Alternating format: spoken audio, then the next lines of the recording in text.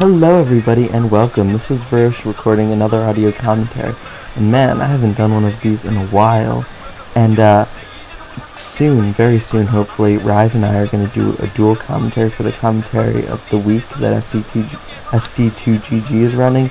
And I was thinking about that, and I haven't done a commentary in a while, and I'm probably out of practice, and so I'm doing this not only because I want to get back into my commentating form, but also because this is going to be a really amazing match. Luxury versus Jaedong, the two best Zerg versus Zergs there are, fighting up against each other.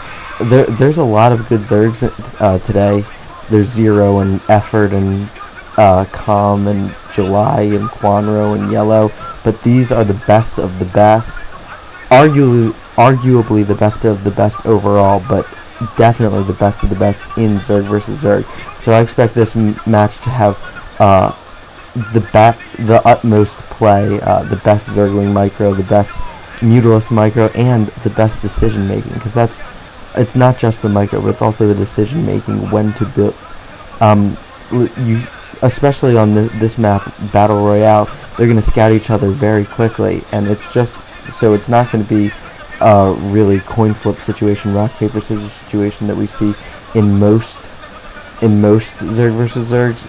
It's going to play out more like a raid assault map, or play out more like Zerg versus Zerg did on raid assault, where both players can see each other.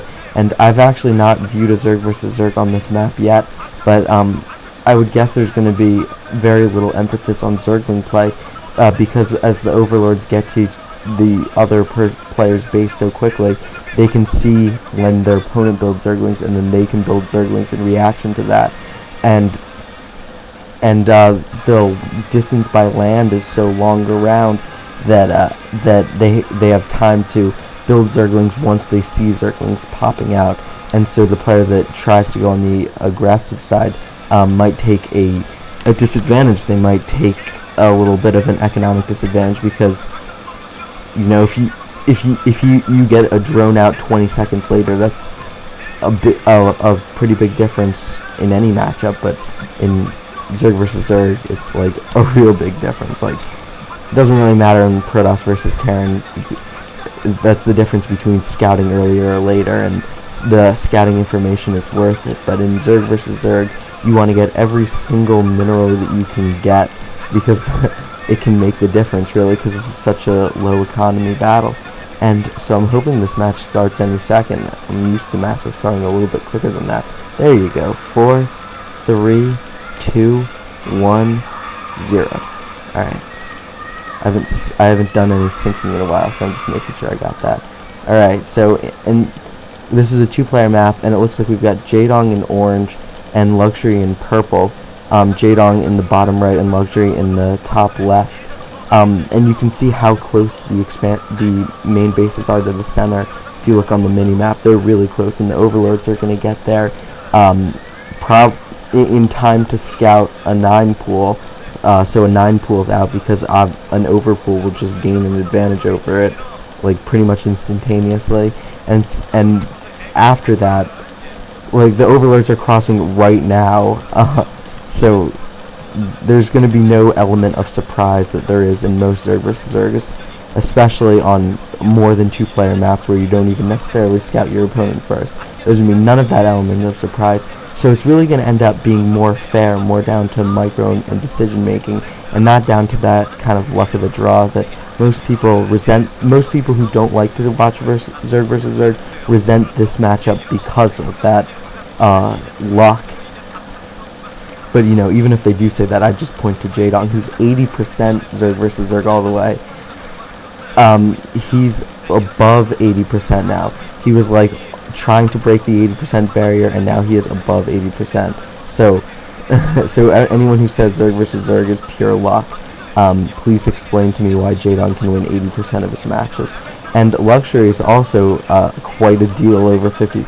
So it looks like Luxury has gone for 9 pool gas. Both players have gone for 9 pool gas, and the Overlord's coming in to scout it just now. So they're going to see that, and they're probably going to go for a quick tech build, probably lair before lair before speed, if they get speed at all, and expect mutas out quite quickly. I'm expecting to see, well, we're probably going to see some Zerglings, but we might just see mutas before we see any Zerglings at all.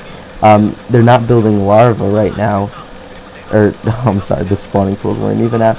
See, this is why I'm doing a practice before I'm doing the commentary of the week, because they're not building Zerglings, and then Rise would be like, actually you're retarded, they don't have spawning pools up yet. So now they are building things, but yeah, there are Zerglings, and Jaedong has built some Zerglings, and I assume Luxury has done likewise.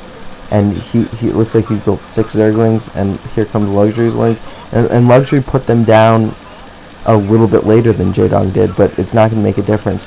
And if you're trying to walk ground forces around, it takes a lot longer than it would, by air.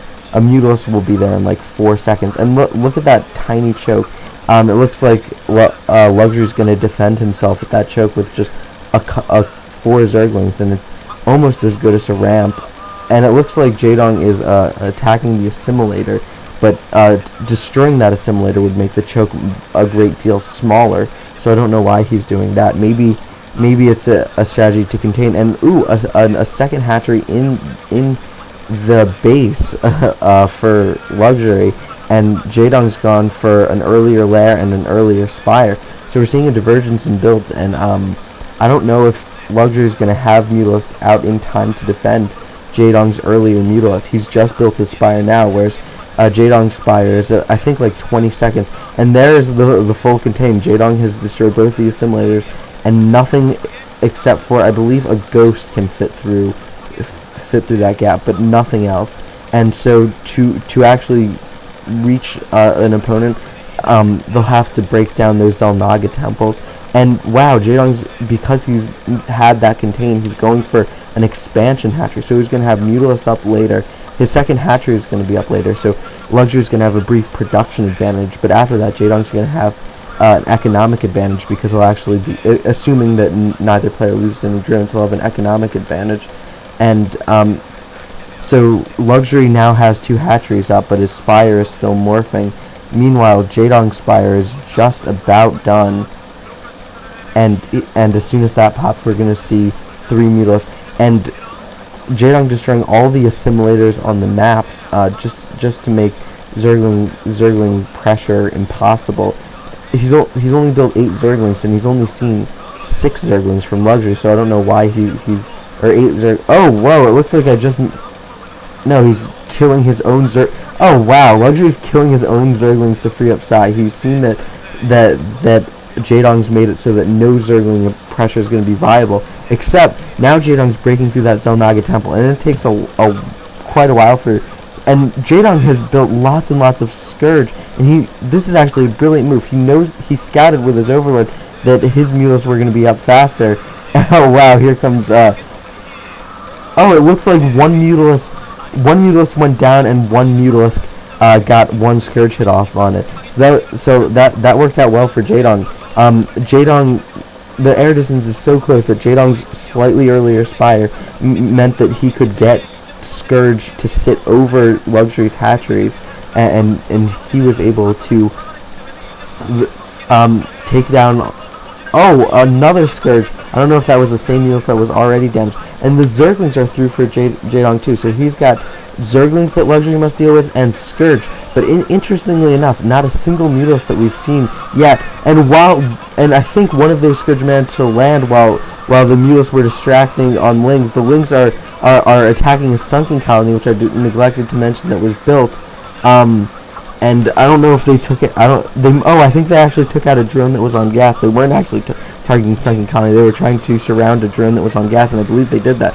So 1 drone advantage for Jaedong, and here comes Luxury's Mutalisk, but Jaedong has equal Mutalisks at least, and some Scourge, and all the Mutalisks are down for Luxury, and this is terrible for Luxury. He's down a drone, down in the expansion. He's wasted a drone on sunken colonies, and he's lost a couple of Mutalisks to Scourge, and you just can't do that against Jaedong, because Jaedong never loses. And GG, Jaedong never loses drones to Jaedong never loses Mutalisk to Scourge, so if you lose Mutalisk to Scourge against Jaedong, you know you are immediately behind. I think Jaedong's decision making was a little bit better on that game, going for the earlier Spire instead of the Hatchery. That production advantage really didn't pan out for Luxury, and the earlier Spire put Jaedong very far ahead. Just being able to get those Scourge there made all the difference in this game. So thank you for watching, guys. I hope you enjoyed this really clash of Zerg versus Zerg Titans. They say that Luxury is the best in practice, but here on the stage, Jaedong is the best. So Jaedong takes that set and stays above 80% in this matchup. Thank you for watching, guys, and GG.